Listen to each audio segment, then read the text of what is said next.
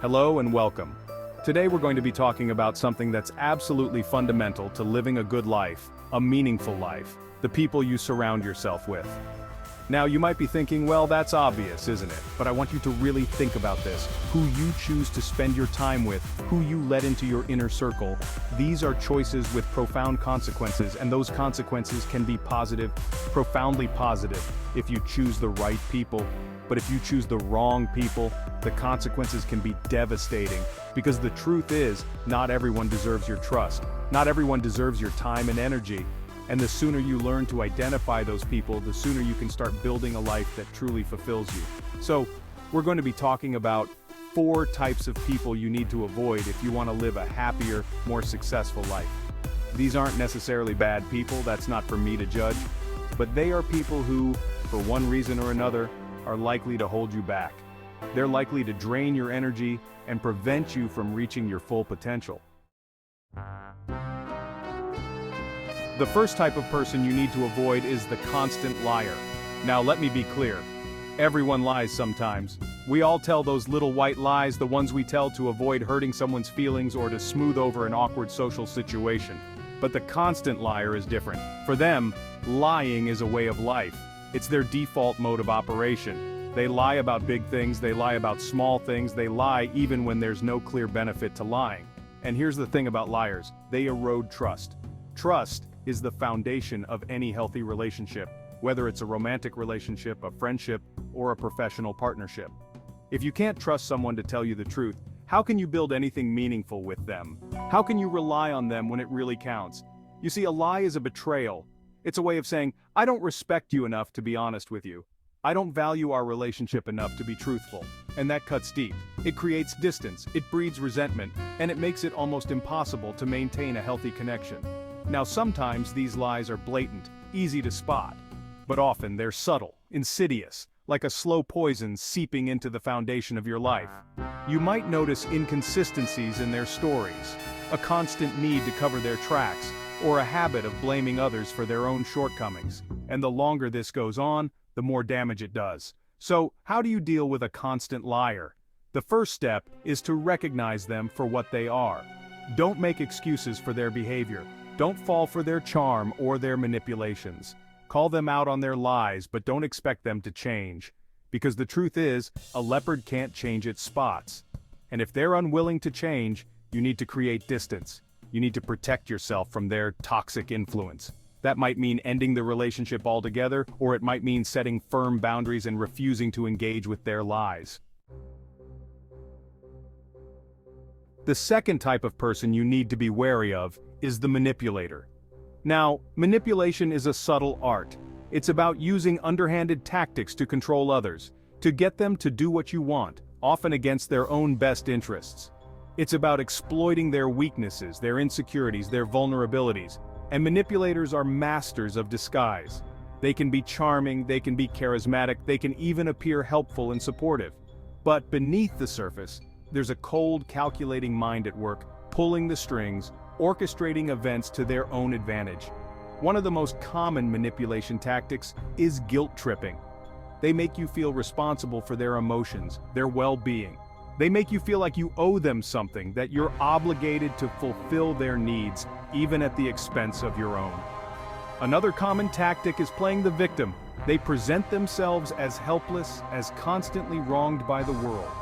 They evoke your sympathy, your compassion, and then they use it against you, leveraging your empathy to get what they want. They might also resort to passive aggression, expressing their anger and resentment indirectly, through subtle jabs, backhanded compliments, or the silent treatment. This creates a climate of tension, of unease, making you walk on eggshells around them, constantly trying to appease them. Now, dealing with a manipulator can be incredibly draining. They're experts at pushing your buttons, at getting under your skin.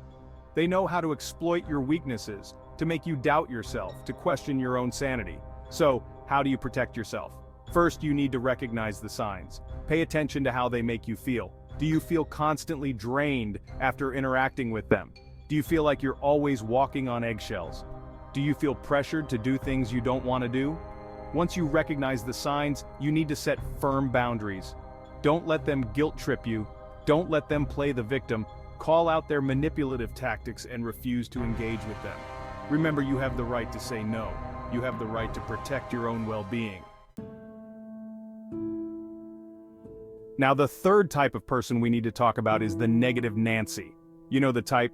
The perpetual pessimist, the one who always sees the glass as half empty, if they even acknowledge the glass at all. They drain the energy from every room they enter, leaving a trail of negativity in their wake. Their negativity is contagious. It spreads like a virus, infecting your thoughts, your emotions, your outlook on life.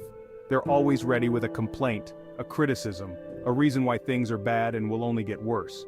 They're the ones who tell you your dreams are unrealistic, your goals are unattainable, and your efforts are doomed to fail.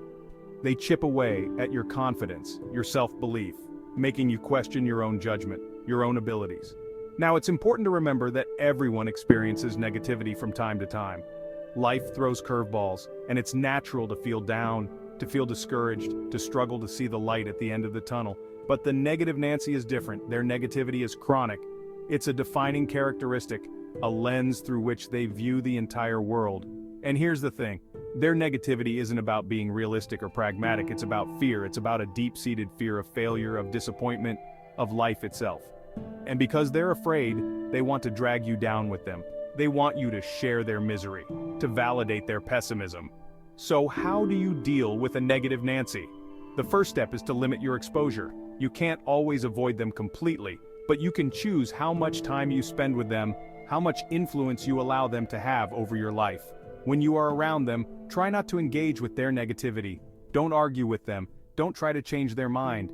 It's like wrestling with a pig. You both get dirty, but the pig enjoys it. Instead, focus on your own positivity. Surround yourself with people who uplift you, who inspire you, who believe in your potential. The fourth type of person you need to be wary of is the fair weather friend.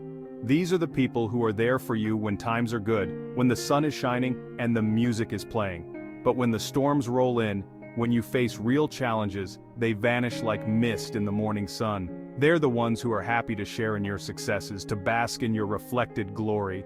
But when you stumble, when you fall, they're nowhere to be found. They're too busy pursuing their own pleasures, their own comforts, to offer a helping hand, a shoulder to cry on, or a word of encouragement.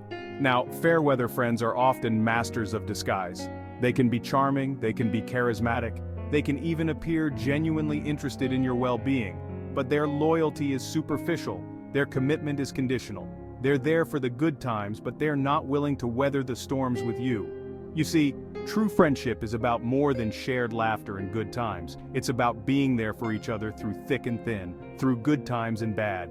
It's about offering support when it's needed most, about being a source of strength and encouragement when the world feels like it's crashing down around you. So, how do you identify a fair weather friend? Pay attention to their actions, not just their words. Are they there for you when you need them most? Do they offer support when you're struggling, or do they disappear when the going gets tough? And if you realize you're surrounded by fair weather friends, it's time to reassess your relationships. It's time to seek out people who are truly loyal, who are there for you unconditionally, who are willing to stand by your side no matter what life throws your way. Remember, life is too short to waste time on people who drain your energy, who hold you back, who prevent you from reaching your full potential. Surround yourself with people who inspire you, who challenge you, who support you unconditionally. So, if you found this helpful, please like this video and subscribe to my channel for more advice on how to live a more meaningful and fulfilling life.